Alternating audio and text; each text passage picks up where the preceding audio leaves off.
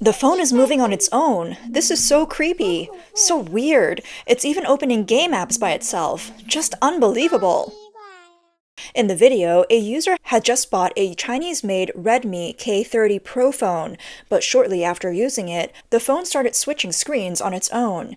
Even after the user manually forced the apps to close, the phone would reopen them. It looked extremely unsettling.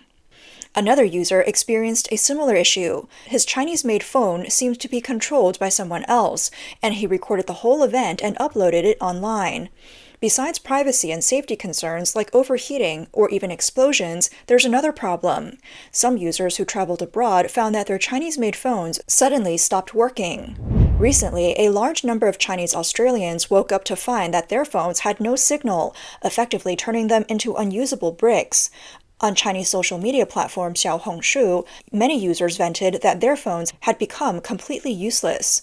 There had been rumors before that international phones might not work with Australian carriers. Initially dismissed as gossip, this issue has been confirmed by posts from users saying that their phones lost signal abruptly. One user reported that their Xiaomi 14 stopped working after 2 p.m. on November 1st, despite multiple restarts. The issue isn't limited to one brand. Other Chinese brands like the Xiaomi 12S Pro, Honor Magic 3 Pro, and Oppo Find X3 also faced similar problems, leaving users reliant on backup phones they purchased locally. Some speculate that the problem is due to Australia shutting down its 3G network. Others believe it's an international restriction on Chinese phones. This theory has circulated before, not specifically aimed at Chinese phones, but possibly at overseas devices in general. The core issue might actually be tied to Australian network signals. Curiously, many Chinese users noted that China has had 5G for a while and is more advanced in network technology, yet their 5G phones couldn't adapt to Australian networks. Even with 3G shut down, wouldn't these 5G-capable phones at least connect to Australia's 4G network? Industry insiders offered some answers, explaining that Australia and China use different 5G protocols. Chinese 5G phones operate on a virtual 5G signal that relies on 3G in Australia. Now, with 3G shut down, these phones can't connect at all. It's not that Australia is blocking Chinese phones, it's that Vodafone, Telstra, and Optus are upgrading entirely to 4G and phasing out 3G. Australia's top telecoms, Vodafone and Optus, have already turned off 3G, and Telstra is set to follow soon.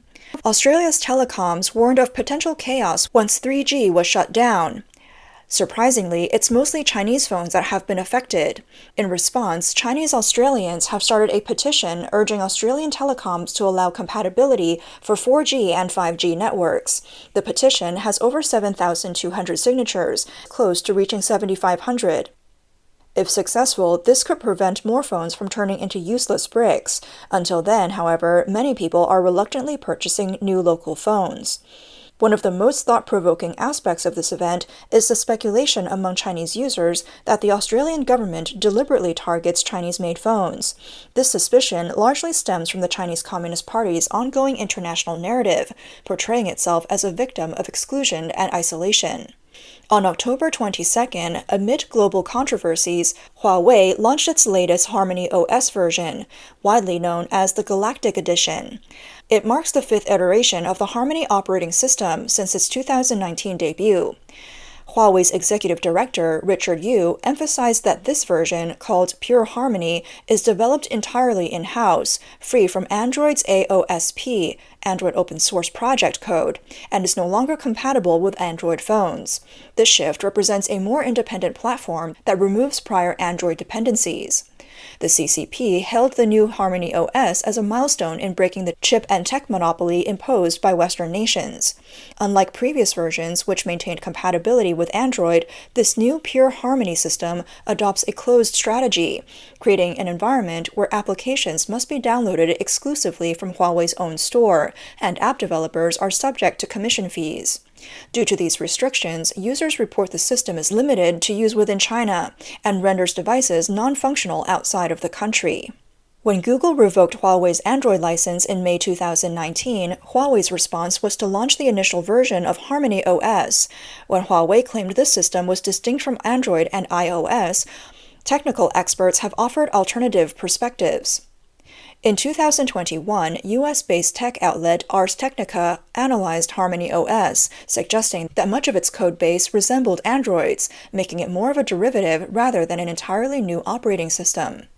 Former internet company engineer Neil Baoshu further argued that early HarmonyOS was essentially an Android reskin, with only minor modifications to the user interface.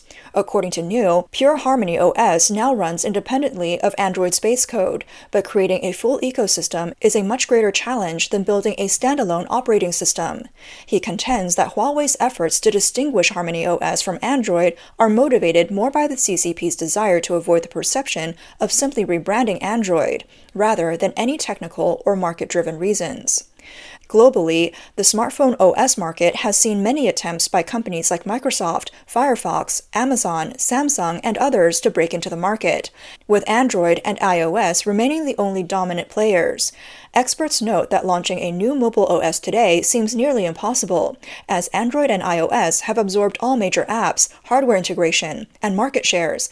Neil Baoshu believes that HarmonyOS is not just a commercial misstep, it's a misstep in every sense. He argues that a more viable strategy would be to focus on emerging fields like virtual reality systems. Yet, Huawei's persistence in developing a mobile OS reflects its aim to have a plan B in case of future sanctions, a logic similar to China's government-backed Longsun processors.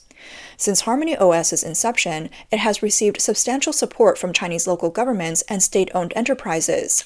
In March, Shenzhen's government announced an action plan to support HarmonyOS, and various government apps were upgraded to run on the system. This support aligns with the CCP's broader plan to reduce reliance on foreign tech, known as the Xinjiang Initiative, which seeks to replace U.S. tech products across key sectors. However, Chinese media admit that the Xinjiang products are still in their infancy, facing significant hurdles in implementation across industries and regions. Senior communications network engineer Zhong Shan works in Silicon Valley. He shared with international media that Huawei has been planning this for a long time, with the CCP providing it with resources, funding, and time. The entire strategy revolves around the concept of digital sovereignty, which underscores the deeper tension between China and the U.S. He noted, the CCP has reservations about AI, big data, and cloud technology, wanting to control these areas domestically. They aim to replace foundational systems, including cloud providers like Alibaba and Huawei Cloud, and even Android itself. The reason many Chinese feel so sensitive about sanctions on major corporations like Huawei is due to China's targeted media campaigns. They often portray Huawei as an underdog in the international arena, pushing the idea that sanctioning Huawei is bullying China, or that it's a fear of China's rise. In reality, Huawei has faced numerous accusations of infringing on other countries' intellectual property rights. For example, a 2018 article in Chinese media explored how, following the US, Australia has also restricted Huawei, raising the question of whether Huawei truly posed a security risk. Just as Australia was preparing to announce bids for 5G networks, speculation began that Huawei might be excluded. Australian intelligence agencies reportedly advised against Huawei's participation, fearing potential government control and risk over critical infrastructure. In response, Huawei's Australian chairman, John Lord, and two directors published an open letter to the Australian government, arguing that public commentary on Huawei lacked factual support. The gist of their message was, "We didn't do anything wrong, and there's no proof against us." The article then listed incidents where Huawei faced unfair treatment in Australia and the US. For instance, in 2012, the Australian government banned Huawei from supplying equipment for its national broadband network. In 2018, Australia prevented Huawei from building an undersea cable between Australia and the Solomon Islands. And in the US, AT&T withdrew from a planned partnership to sell Huawei's Mate 10 flagship phone, while Best Buy also phased out Huawei products. Yet, the article ignored the reasons behind these restrictions and portrayed them as efforts to drive Huawei out of the international market. At the end of the article, the author questions, is Huawei really as frightening as some countries claim, posing a so-called security risk?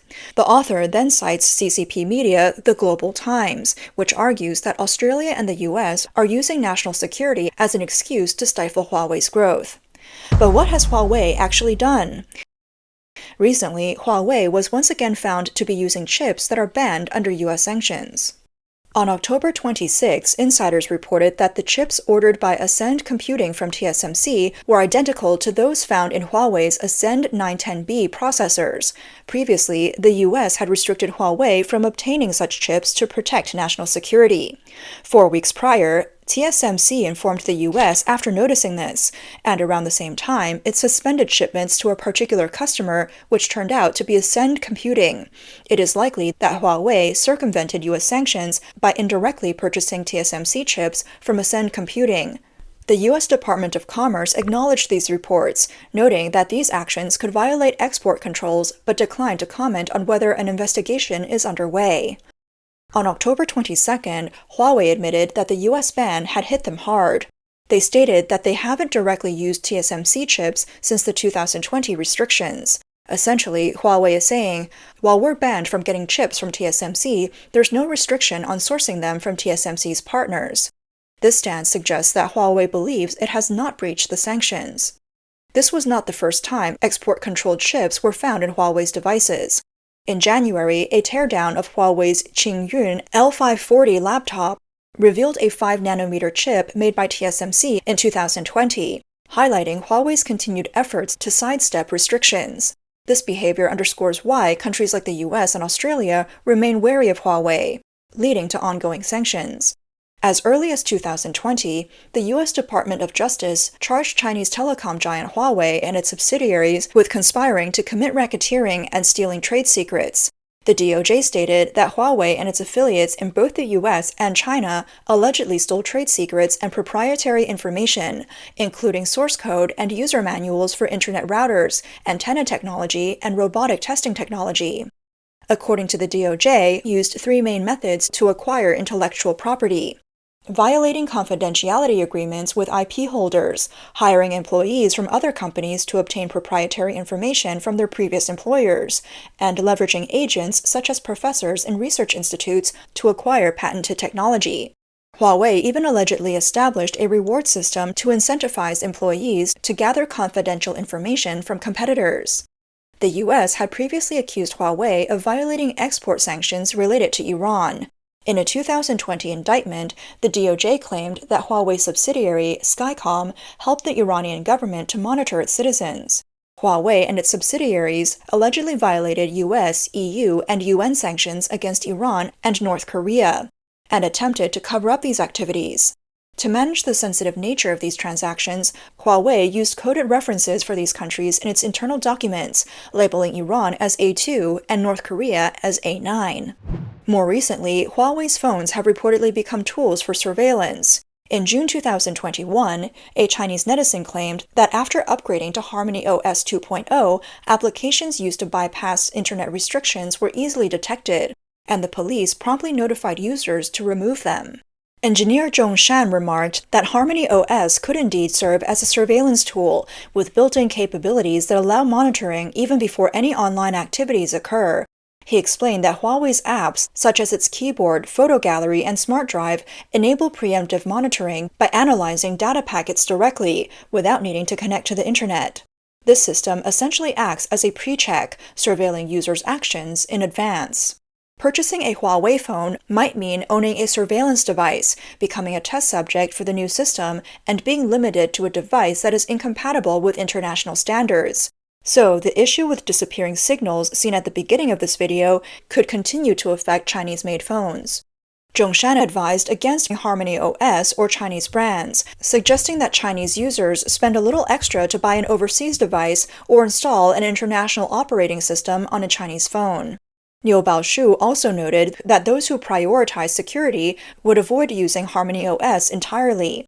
Huawei's hardware, including its 5G base stations, switches, and routers, have been banned by the US, EU, and UK. He commented, "Installing Huawei's app interface is like burying oneself to the CCP. The government's recent regulations on password management indicate that if it wants to access any of this information, it can obtain it easily."